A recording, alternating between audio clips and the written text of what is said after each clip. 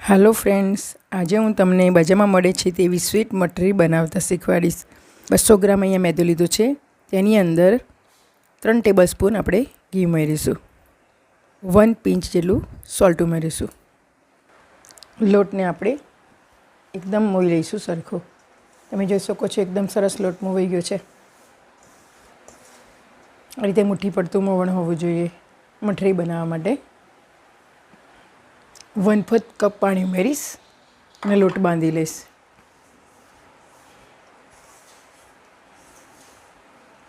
હજુ મને લોટમાં પાણી ઓછું લાગે છે. 1 ટેબલસ્પૂન પાણી ઉમેરીશ. લોટને મિક્સ કરી લઈશ. આપણે પાણી જરૂર જણાય તે પ્રમાણે જ ઉમેરીશું. એકદમ લોટ ઢીલો નથી બાંધવાનો, લોટ એકદમ મીડિયમ બાંધવાનો છે.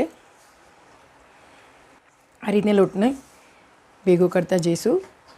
ફરીથી 1 ટેબલસ્પૂન પાણી ઉમેરીશું અને લોટને મિક્સ કરીશું. લોટને આપણે 2 થી 3 મિનિટ માટે એકદમ સ્મૂથ કરી લઈશું, જેથી આપણી મઠરી એકદમ સોફ્ટ અને પોચી બને. તો વિડીયો પસંદ હોય વિડીયોને લાઇક કરજો. કુક વિથ ફાલ્ગુની ચેનલને સબસ્ક્રાઈબ કરજો. બાજુમાં આપેલા બેલ આઇકનને જરૂરથી પ્રેસ કરજો. આ રીતે 2 થી 3 મિનિટ માટે આપણે તેને સ્મૂથ કરી લઈશું. આ રીતનો લોટ રાખવાનો. લોટમાંથી આપણે 3 મોટા લુવા કરી લઈશું.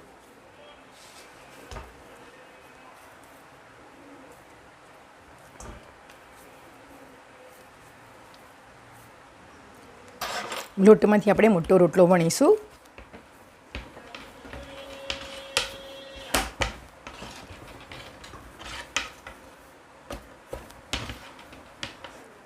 આપણો રોટલો વણાઈ ગયો છે. રોટલાની થિકનેસ આટલી જ રાખવાની. જે હું તમને 3 પ્રકારના શેપવાળી મઠરી બનાવતા શીખવાડીશ. નંબર 1, આ રીતે પટ્ટી કરી લઈશું રોટલામાંથી.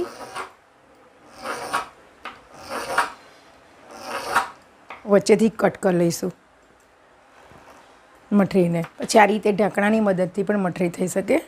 આ રીતે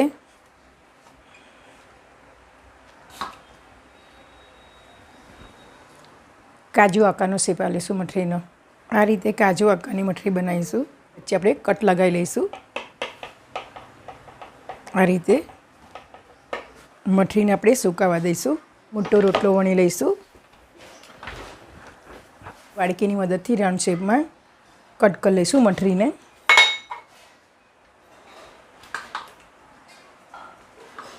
તેની વચ્ચે કટ લગાવી લઈશું, જેથી મઠરી આપણી ફૂલે નહીં.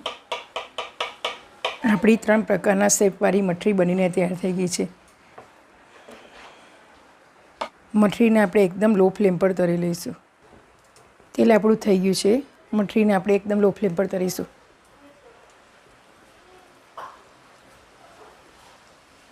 તમે જોઈ શકો છો મઠરી એને મેં તે ઉપર આવવા લાગી છે. હવે આપણે તેને પલટાવી લઈશું. આ રીતે મઠરી ઉપર આવે પછી તેને પલટાવી લેવાની. લો ફ્લેમ પર મઠરીને આછી ગુલાબી રંગની તળી લઈશું અને ક્રિસ્પી તળીશું.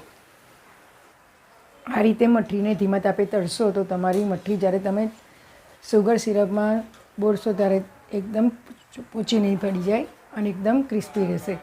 તો આ રીતે ક્રિસ્પી તળી લેવાની મઠરીને. આપણી મઠરી તળાઈને તૈયાર થઈ ગઈ છે. તેને એક પ્લેટમાં કાઢી લઈશું.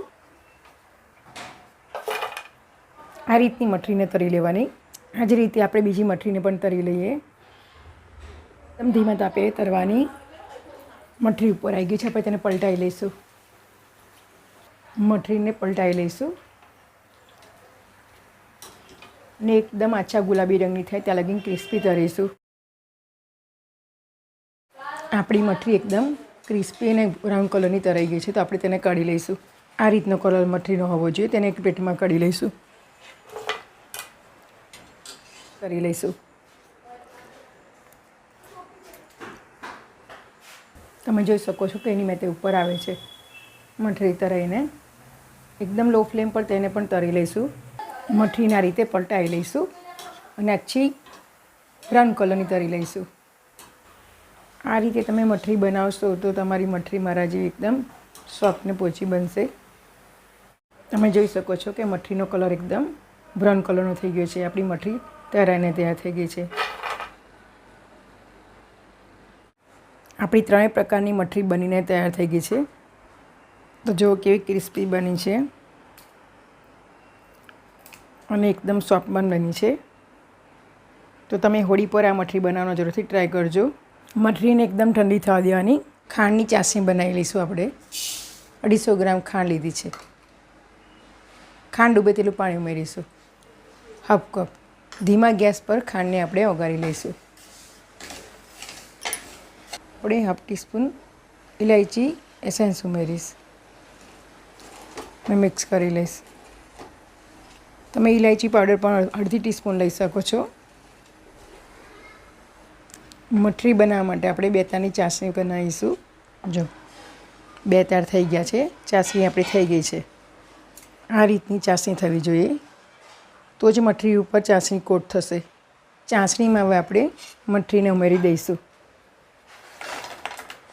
હળવા હાથે મિક્સ કરી લઈશું. તેનું કોટિંગ કરી લઈશું ચાસણીનું. પ્લેટને મેં ઓઇલથી ગ્રીસ કરી છે, તેની અંદર આપણે મઠરીને મૂકી દઈશું. આ રીતે ચાસણી નિતારીને મૂકીશું. આ રીતે બધી મઠરી આપણે કાઢી લઈશું ચાસણીમાંથી. આ રીતે મઠરીને પ્લેટમાં છૂટી છૂટી ગોઠવી દેવાની અને તેને ઠરવા દેવાની. આ રીતે બીજી મઠરીને આપણે ચાસણીમાં ડીપ કરી લઈશું. બંને બાજુ આ રીતે ફેરવી દેવાની અને આ રીતે ચાસણી એકદમ નિતારી લેવાની. ઓઇલથી ગ્રીસ કરી પ્લેટમાં મૂકી દઈશું મઠરીને છૂટી છૂટી અને તેને ઠરવા દઈશું. કાજુવાળી મઠરીને પણ સુગર સિરપમાં કોટ કરી લઈશું. હળવા હાથે કોટ કરવાની. કાજુ મઠરીને પણ આપણે છૂટી છૂટી મૂકી દઈશું.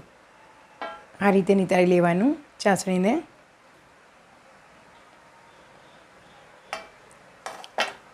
તેને છૂટી છૂટી મૂકી દેવાની.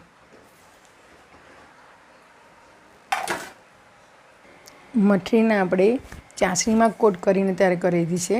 હવે તેને ચાસણીને સુકાવા દઈશું. આપણી મઠરી બનીને તૈયાર થઈ ગઈ છે. તમે જોઈ શકો છો.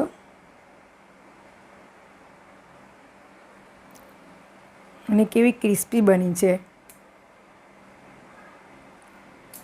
અને એકદમ સોફ્ટ પણ બની છે. તો આ મઠરી બનાવવાનો હોળી પર તમે જરૂરથી ટ્રાય કરજો. વિડીયો પસંદ તો વિડીયોને લાઇક કરજો. કુક વિથ ફાલ્ગુની ચેનલને સબસ્ક્રાઈબ કરજો. બાજુમાં આપેલા બેલ આઇકનને જરૂરથી પ્રેસ કરજો, જેથી તમને મારા નવા વિડીયોની નોટિફિકેશન મળતી રહે.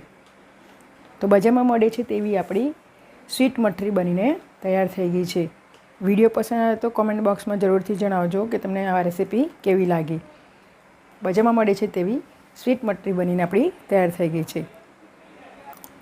એક જ ડોમાંથી તમે 3 પ્રકારની અલગ અલગ મઠરી બનાવી શકો છો.